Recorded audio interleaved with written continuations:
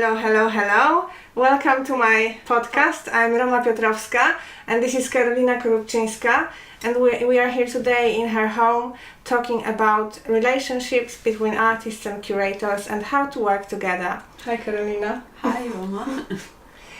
So, thanks for having me in your home. It's my first podcast, so bear with me. Thanks for inviting me. It's a pleasure to be your guest and the first one. Great, yes, thanks. Actually, the idea for this podcast again came from Contemporary Lynx, which is a magazine based between London and Warsaw. And they've asked me to ask a few art professionals to talk about relationships between artists and curators. Mm-hmm. And how to work together. So I thought it would be really nice to hear your thoughts about it, yeah. Especially that you are quite experienced. You run a gallery here in Birmingham. Would you like to tell us a little bit more about your role and the space itself? Yeah. So Stryx is an artist-run space opened in 2012. Is run by arts practitioners. It's a space where emerging artists can show their work, and it's a platform for them to show their work in Birmingham, and it often allows them to enter the artistic world of Birmingham when they first move to Birmingham or when they finish university, for example. We run a busy program of events. We usually open exhibitions every month on Digbeth First Friday in conjunction with all the other galleries in Digbeth. And yeah. And if you hear any noises, that's noise of Coco. Shall we show her to the camera? Coco, come on. Well, you've got quite a good experience of working with artists. Mm-hmm. So how do you think the relationship between artist and curator should be? Or like, what is an ideal kind of relationship? What is it based on? For me, the relationship between the artist and curator should be a very natural collaboration almost, and I don't think curators should be like the sole force of in like working on the exhibition, nor the artist should be having the only say in how the work is produced or shown. I think if the artists and curators join their power when they're working on an exhibition or an event, they should be using one another and drawing from experiences that they have and knowledge that they have, because obviously the artist would have if the artist is showing their work, obviously they have a really in-depth knowledge of why the work was created, what context it should be shown in, but then the curator learning about the work may have other ideas of how to complement the work, how to show the work, to show the context in a way that the audience will be able to understand it, or maybe have new ideas that we'll bring to the table. So I think it should be a symbiosis, a symbiotic relationship. So like a mutual dialogue between curator and artist. Yeah. So you run a gallery, it's an artist-run space, but very often do you take the role of a curator? Sometimes. I don't. I help artists. I don't see myself as a curator as such, because I don't have the contextual knowledge, perhaps. But I often help artists with producing their exhibitions and installing the work in space and looking at the work and how it works best in the given space that they're going to exhibit it in the gallery. I see myself more as a person who would be able to look at it from a different perspective, and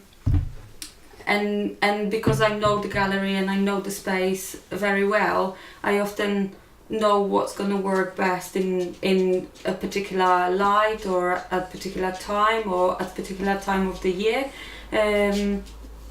So I'm there to help them, to guide them through the space, to discuss the work, to discuss what they want from the show, because they might want something specific. They might want to take something out of the work that hasn't been perhaps displayed somewhere else. Like we had, for example, Karolina Korupczynska on the exhibition that you actually curated at Stryx with Roma.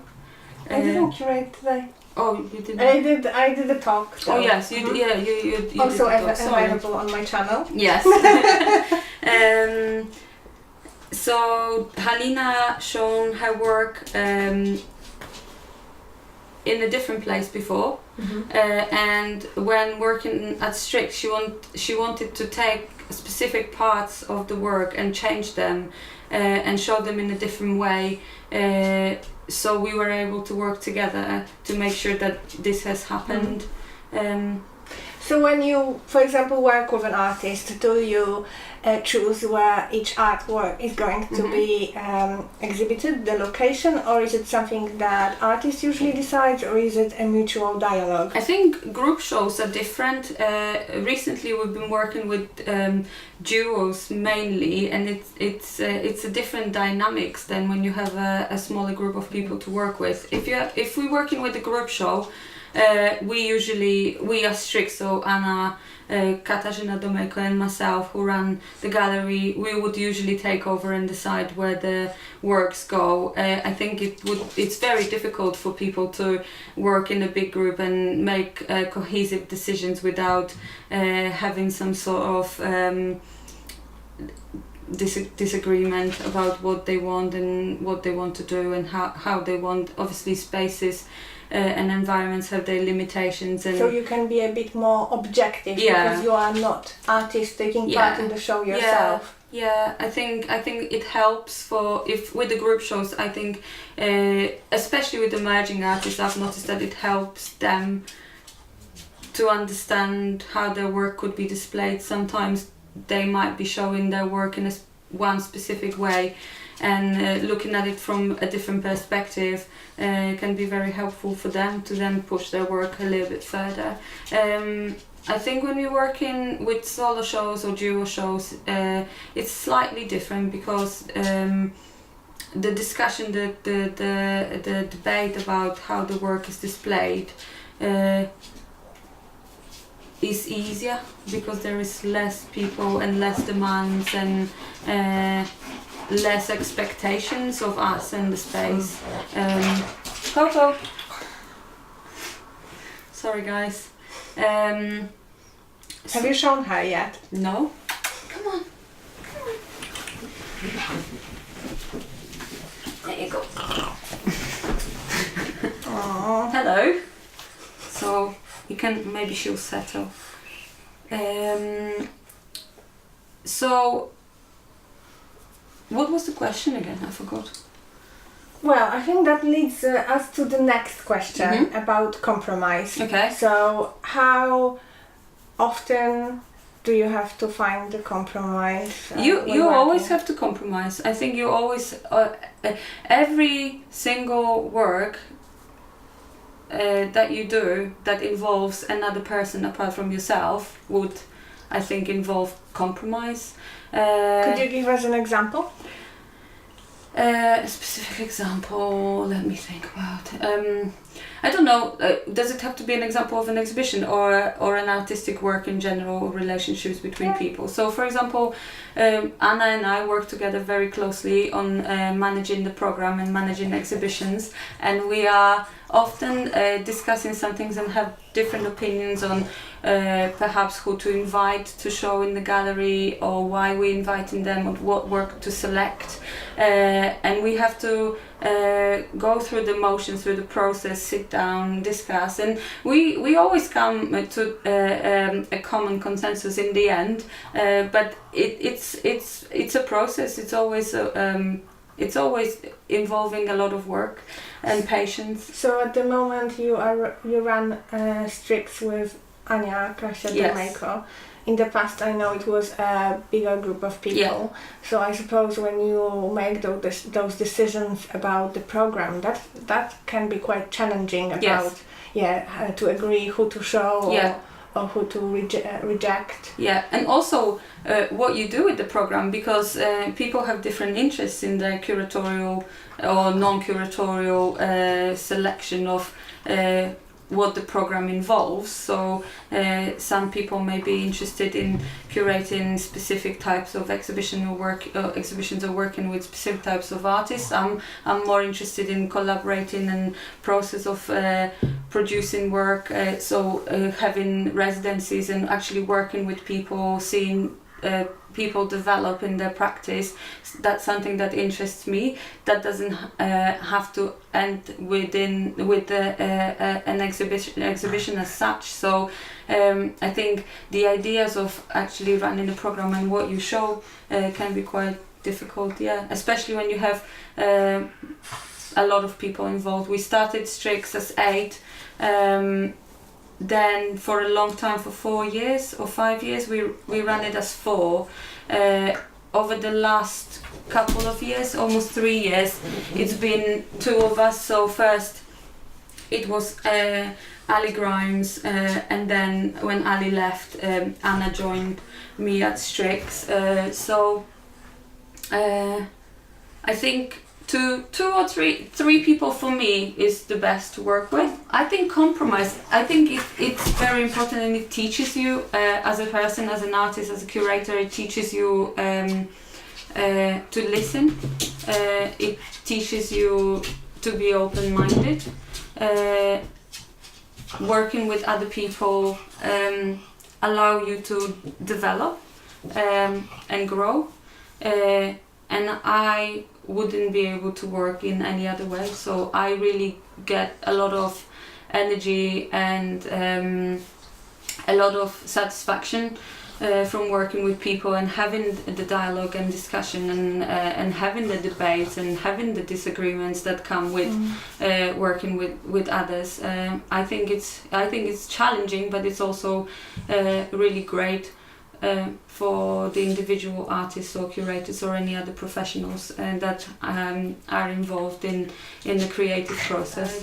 How do you find artists that you work with? Okay, so Stryx's programming process it's very natural. So we work with a lot of people, we meet a lot of people, we talk to a lot of people, and through those developing relationships, we're finding out about people's practices, and then we invite them if we like them. And because we are a self-funded space, we don't have anyone above us to tell us that we have to tick particular boxes, we have to do particular things. If we enjoy somebody's work, if we enjoy someone as a person and we would like to work with them, we invite them to work with us. So is it always invitation? Very rarely people approach us all the time, but very rarely we have people that we don't already have a relationship with that show at Stryx. It doesn't mean that you cannot put a proposal, but I think if we like your proposal, I think we would first still develop a relationship with you and get to know you as a person, get to know your practice a little bit better before we actually invite you to work with us and show with us. So in that case, you very rarely work with people who are outside of the local area, or am I wrong? Yeah, actually yes. For or if people were invited who don't live in the local area, because we had exhibitions by international artists and we had exhibitions by artists who are from outside of the West Midlands, we would still have a relationship with them somehow. So it would be either through working with already someone who then know that person and would introduce us, and then we would start that dialogue and we would start talking about what can be done and how can we work together. It doesn't necessarily have to end up in an exhibition. So yeah, we ran a program of residencies, and we have been working on developing residency that reaches outside of the our immediate region of West Midlands. This project had to be postponed because of lack of funding, but we are still working on it, and hopefully it will come to fruition maybe in 2019. Those people that we selected to work with us, we have contacted, we have discussed the project, so it wasn't also an immediate process. So what would be your advice for emerging artists if they want to show work in a gallery? What should they do? They should come and talk to us or to other spaces around. I think they should really show their faces and ask questions and talk to people, get to know each other. Networking, I think it's really important. I can't stress enough, I think, how important it is, and I know that all the art students are being told at university, go and mingle and talk to people and network, and I think it's sometimes it can be a forced interaction, and not everyone likes doing that, but I think it's really important. And I think especially spaces like Stryx, artist run spaces, are usually quite friendly and open, and you can just come and have a drink and talk to someone, not necessarily us, you can talk to other artists. I think the First Fridays especially are a really good socializing opportunity, and they are very, very relaxed. So yeah, I would say get in touch. We get a lot of emails from people, from students as well. We invite students to work with us as volunteers. We have students on placements as well, so we develop relationships in that way with emerging artists and creatives that are interested in potentially showing their work or working with us.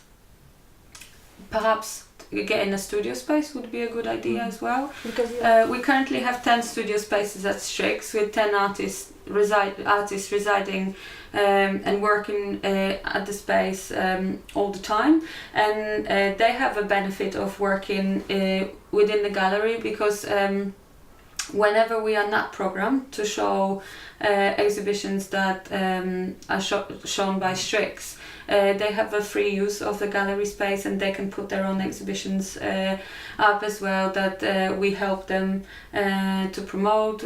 If they need help with curation or installation, they're also are able to talk to us about that. So having a studio space and being in the community, that helps as well. Mm-hmm.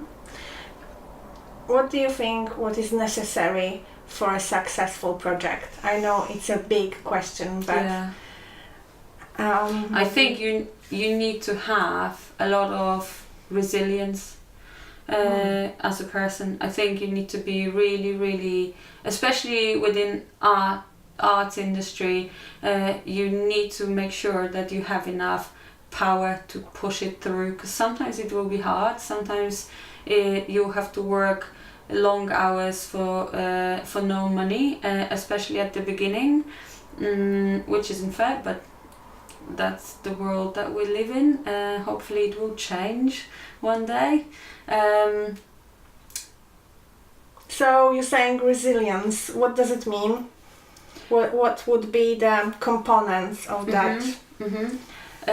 So you need to be prepared to put a lot of work into your project. You need to make sure that you have enough willpower and energy to actually see it through. It usually takes a lot longer than you think to produce a project and then carry it out and then eventually close it down. Being resilient, not getting frustrated, or maybe getting frustrated, everyone gets frustrated, but not getting personally drained by things that don't work, because there will be things that won't work and there will be ups and downs in all your projects. Make sure that you listen. If you're working with someone, listen to them. Make sure that you communicate your frustrations as well, because if you don't like something or something doesn't work for you in the project, make sure that you communicate that to people that work with you, because they might not know about it. So I think that's really important, communication. But what about funding? Because your space is an artist-run space. You said that you don't really have any boss on top of you. So how do you manage to maintain yourselves and realize projects? You need money to produce projects, so could you tell me a bit more about that? I think we are extremely lucky that we are healthy and like what we're doing. I think otherwise it would be very, very hard. We've been running Stryx now for 6 years without getting paid.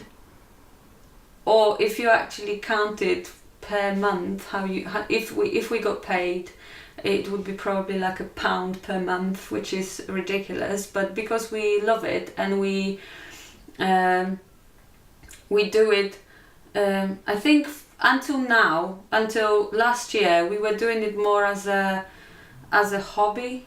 That kind of turned into something of a really good quality that we felt that should perhaps have an influx of money from elsewhere and not only studio spaces and our personal money or working for free, and obviously artists working for free. I think that's why as well programming for us is it's a natural process, because we often can't pay people, so you can't just go to someone and say, hi, I run a gallery, can I have your work please, for nothing.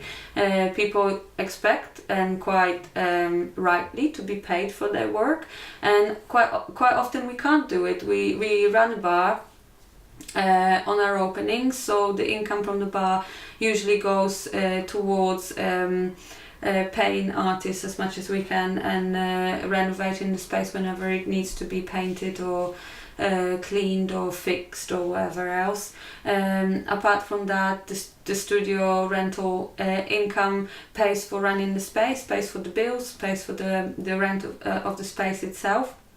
There's not much left at the end of the month in Stryx bank account.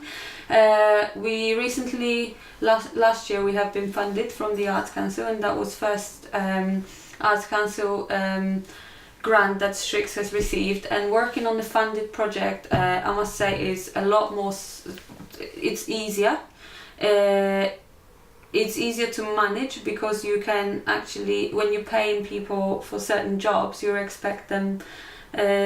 expect them to be done to a certain standard. You don't have to chase. So managing the project time-wise is also a lot easier, because you expect people to produce the work in the time scale that you have given them.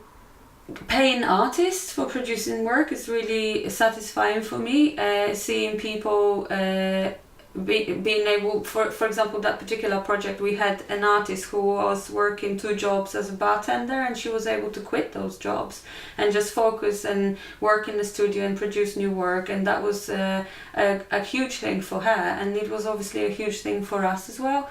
It motivates, we can say that, oh, we love making art and all that, and we do, because otherwise we wouldn't be doing it. But getting paid, obviously, is great. It gives that another layer of motivation, and perhaps when you need to work till like 1-2 o'clock in the morning and you're drinking that 5th coffee, you think, okay, it will be worth it in the end, not only creatively and the outcomes that you achieve, but also you have some money in your pocket. You might be able to go on holiday at the end of your project. So I think we're all human, we all need all of those things. So but you have definitely proven that you can make a project without much money. Yeah, you definitely can, and you can make a high quality project without much money as well. You just really need to be dedicated to it. You need to be passionate about what you're doing, because it will be a lot harder to, if you had some money in your pocket, that you would be able to pay people for the odd jobs that you want them to do. How about promotion? Mm-hmm. How important it is, and what is the best kind of promotion? Promotion is extremely important, especially for smaller places. I think for people to get to know you, to want to come to your space, if you're not part of, we are extremely lucky being in a community of spaces where people and having Digby First Friday, this social event that brings people in, and not necessarily people that would come to a gallery. Some people come to have something to eat, to have a drink. They come because their friends go to a gig. So that really improves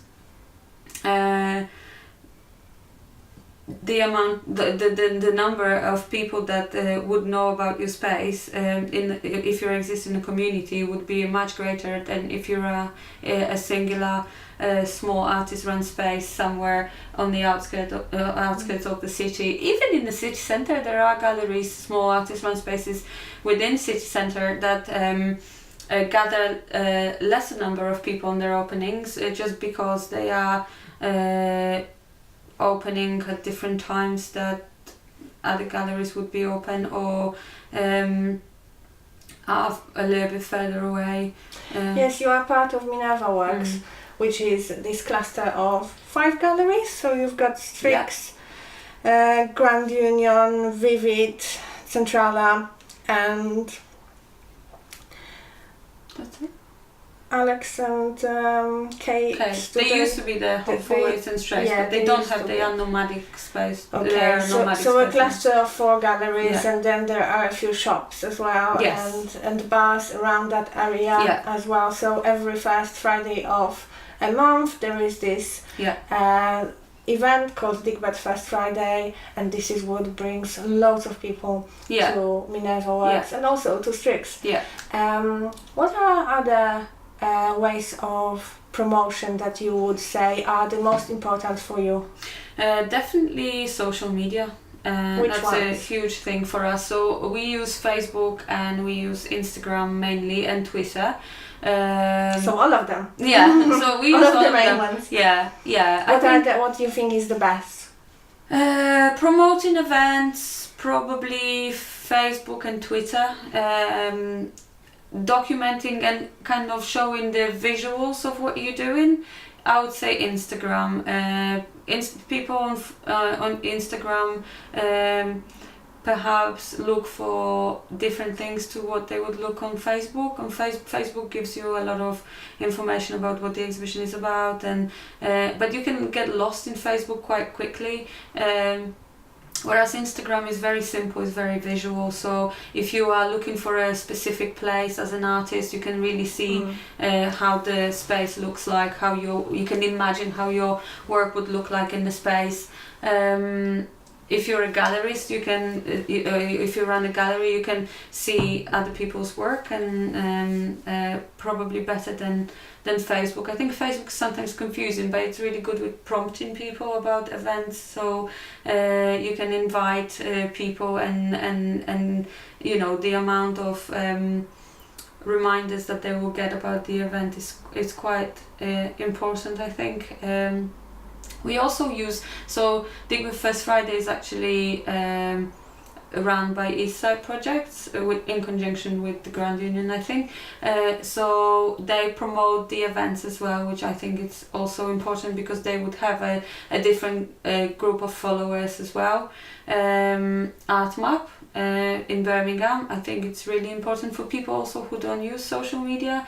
The listings are created every quarter of a year, and all exhibitions that are happening within the 3 months period in all the spaces around Birmingham are put on the map, so people that are not that keen on social media are also able to see what's happening and where.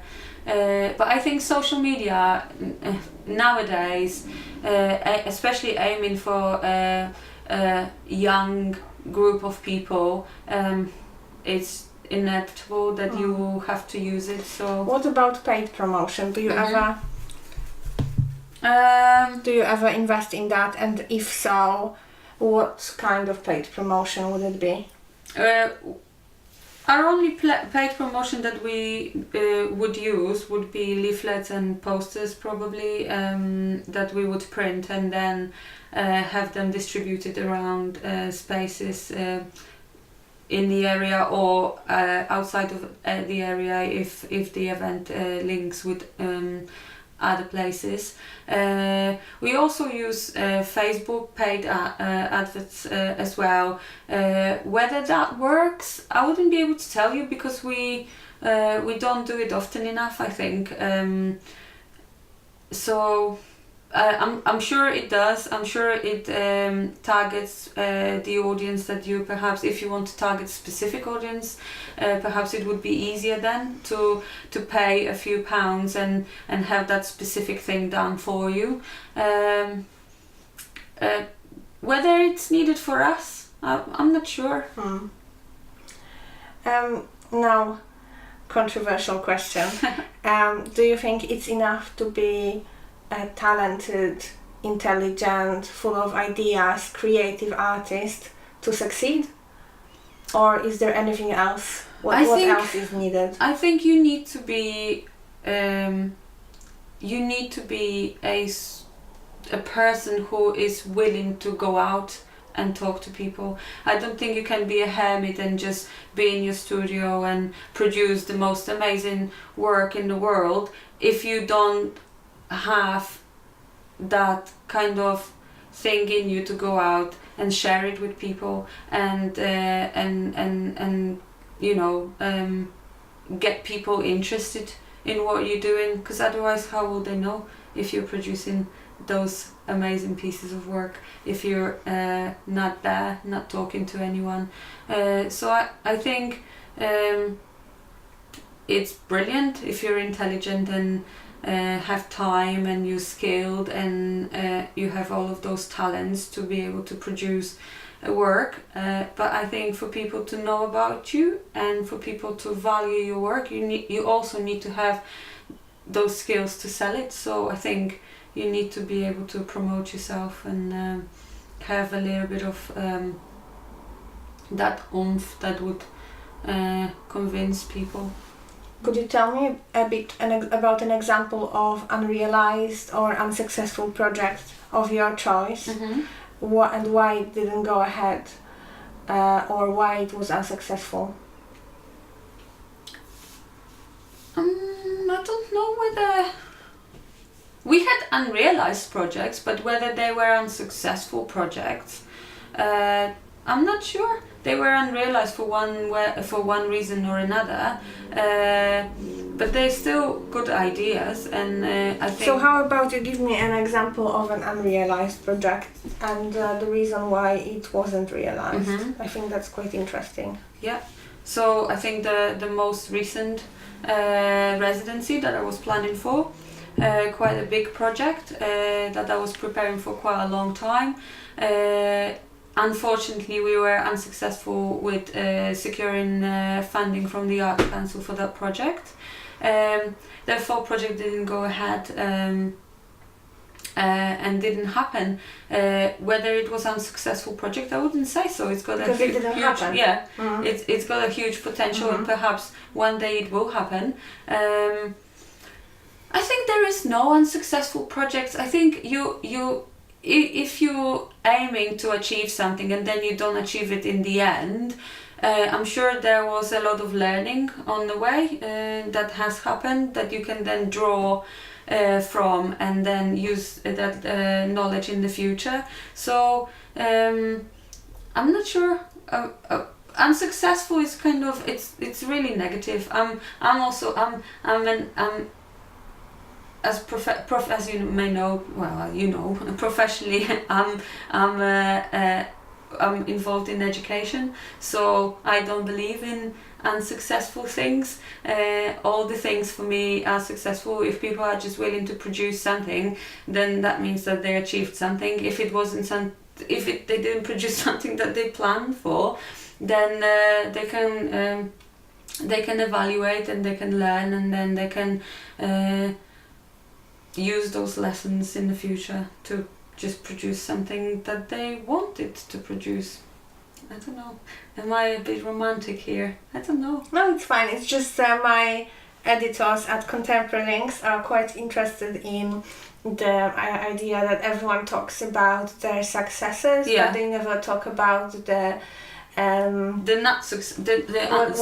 that goes wrong. Yeah, exactly. So well, for Stryx, I can tell you for Stryx that the things that aren't successful, so we are now open for 6 years without, so it can be seen as a success that we are still existing after 6 years without any additional funding. However, how I look at it as well is the other side of the medal and the things that we could potentially be doing if we had additional funding. So all the projects that have not happened because of the lack of finances and therefore lack of our time, because we have to be involved in other projects working for other people instead of pumping that energy into the things that we would like to do. That's an unsuccessful thing for us that we cannot develop. We have reached a plateau because without the money, we're not going to be able to progress anymore. So that's an unsuccessful thing for us, that we are kind of stuck at the moment. And how long can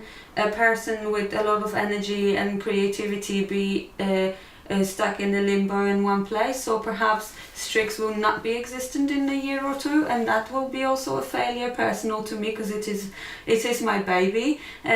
So that will be something that I would look at as unsuccessful. So it's about how long you can work and give all of your energy, but without sufficient payment for your energy. Yeah, and how to get it, perhaps. Because we are involved professionally, otherwise as well in other projects and working with other people and companies, then perhaps not having enough time to then work at Stryx, and that makes it unsuccessful. Perhaps if we had the bravery of saying, no, we're gonna quit our jobs for a year and then invest our time and perhaps not have all the comfortable things that a 9-to-5 job can give you, maybe then it would be more successful. I don't know. I don't think I'll ever know, because I don't think I'll ever be able. I'm not in a position now to risk what I'm doing. So yeah, there is a little bit of bitterness in this situation, but I think you do what you can. Best that you can, and that's a success. There will always be unsuccessful things in all the successes, I think. So talking about funding and lack of funding and getting funding, have you had an experience with getting private sponsorship on board of your projects? And if you can give me any tips for our listeners or for the readers about how to get this private sponsorship. We didn't get private sponsorships as such, but we have on many occasions worked with bigger companies and universities that perhaps would use our space, and then with the money that they have given us for using the space, we were able to fund other projects. So and again, establishing relationships not only with individuals but companies that potentially have the funds to then give to you for the projects that you want in return for something that they want, is something that we do. What kind of company could it be? Well, we work with universities, mainly, but we also work with photography and film companies that may want to do a photo shoot of I don't know, a product that they want to promote, and they need a clean space that then they use, and it's basically a hire. Yeah, a space hire. Yeah. So that's another source of funding for you. And that works really well for us as well, because we can earn some money with a really low input of our own energy and time into it. But then you again, to gather those people that come to you, you would have to then promote your space as space for hire, and you would have to use your own time initially to market it, to get to those people that potentially would want to use your space. But yeah, it's possible. Mm-hmm. It's possible. And what do you think to do? Well, you've recently been in this situation where you applied for funding to Arts Council, you weren't successful, mm-hmm. and you decided not to go ahead with the project. Mm-hmm. What would be your advice? Is it just, do you think it's the best to cancel the project mm-hmm. if you don't have funding, postpone it, mm-hmm. or go ahead anyway? I think it depends on your situation. We were in the past in a situation that we have applied for funding and we didn't get it, and we still carried out the project and it was successful. But at this point in my life in particular, and Anna's life and Stryx's life, and the project itself, the size of the project, the length of the project, what the project would involve, it was just not possible. Even if we wanted to run it with for free, working for free, it would just not be possible to do it. It involved too many other organizations. It involved artists that would have to travel. So I think it depends on the project. And on your personal circumstances at the time. I would recommend, if you think you can carry out the project with perhaps paying the artist or rewarding the artist in other way, or perhaps giving them additional skills or whatever they would need, maybe you could negotiate that with the individuals that you're working with. Perhaps it's worth sometimes to carry out those projects, because the project that we haven't got funding for and then we carried out, we have applied for a follow-up of that project a couple of years later, and we were successful with getting the funding. So I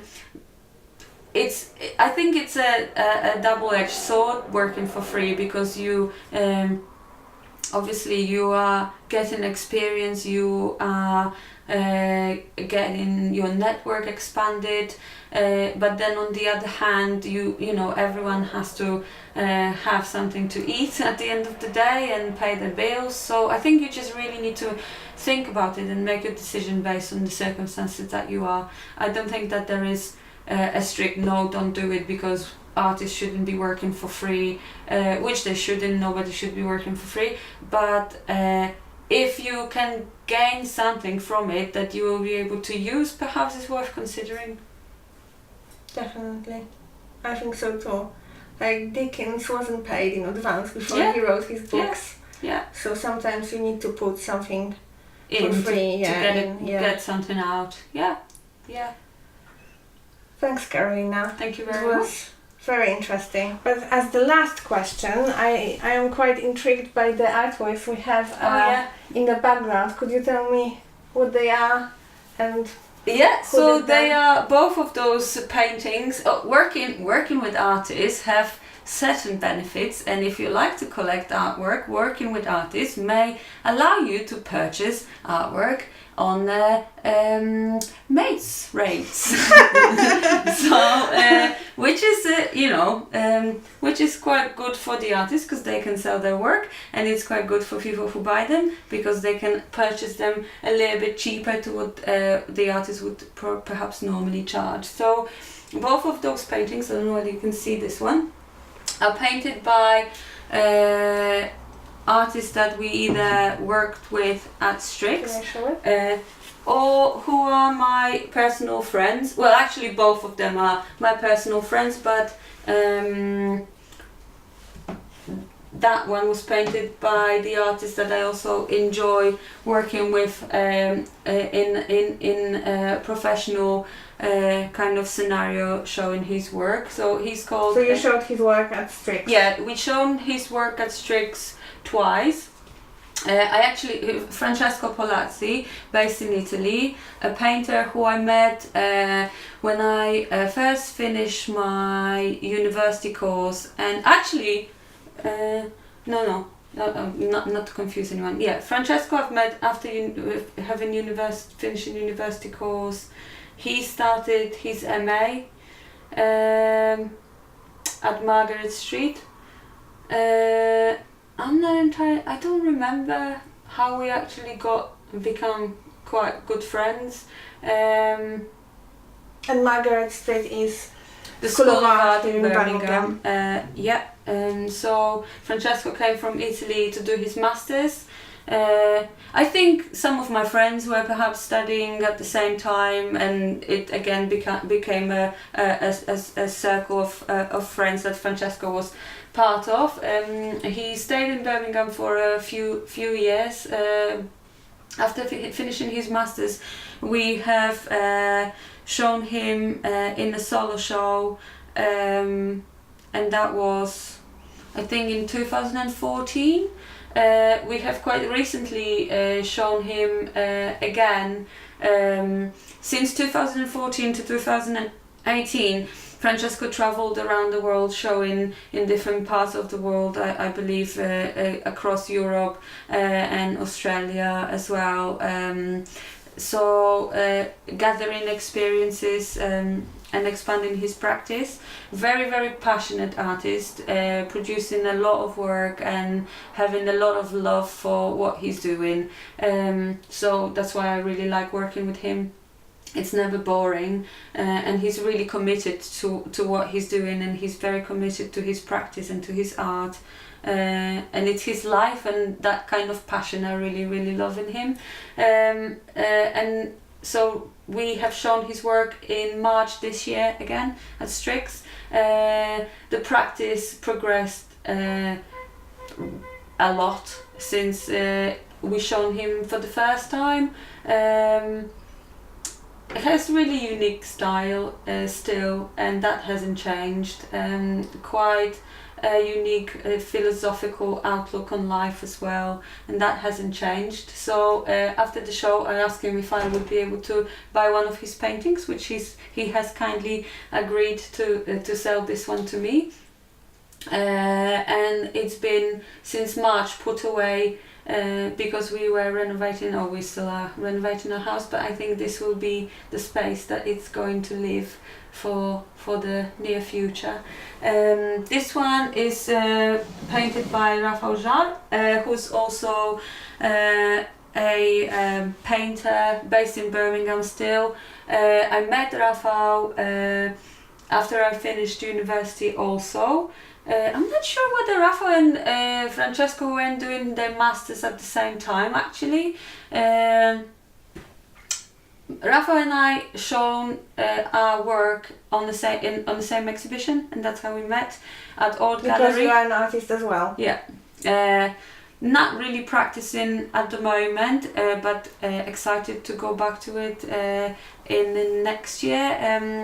Getting engaged with my practice again. I think it's really important. I think it's really important for me not to only be. I never aspired to be a gallery running person. I never aspired to be a curator. I always thought about myself as a teacher or an artist. I actually started studying art because I wanted to be a teacher. So kind of my relationship with art and becoming an artist is quite different from what normally would happen to people. I think usual pathway to becoming an art teacher is I wanted to be an artist.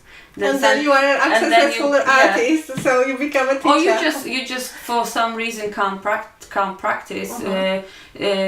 So then you want to share your skills with others and you're becoming a teacher. For me, it was the other way around. I always wanted to be a teacher. I come from a teaching family. A lot of people in my family are teachers, so and I have a lot of love for working with other people, and I always wanted to be a teacher, and I studied in Poland to become an educator, and then I came to the UK with the thought of studying art to then becoming an art teacher, and then instead of that I became an artist, which is I think quite curious. I never thought about it. But yeah, Rafał, we've met during an exhibition. He was showing his paintings, I was showing a video, and then since then we stayed in touch, we stayed friends. We are friends until now, and this particular painting he gave me for my birthday as a present a couple of years ago, which was very kind. Oh, nice. I have another painting of Rafał that I actually bought from him upstairs. So it's really great for me to be able to have little pieces of people that remind me of, that I work with, that remind me of the work that we've done together, or the relationship that we have. In fact, that's the idea for my other series of videos, to visit my friends, and not only friends' houses, to look at the private art collection. You probably have a lot of people to visit that have a lot of art at home, because of your circle of friends, quite a lot of creators, so it must be very, very interesting. And how they acquired those pieces of work as well. Yeah, every piece has got a bit of story behind it. Yeah. Great. Thank you so much again. Thank you very much for having me. It's been a pleasure. We've done it. My first podcast.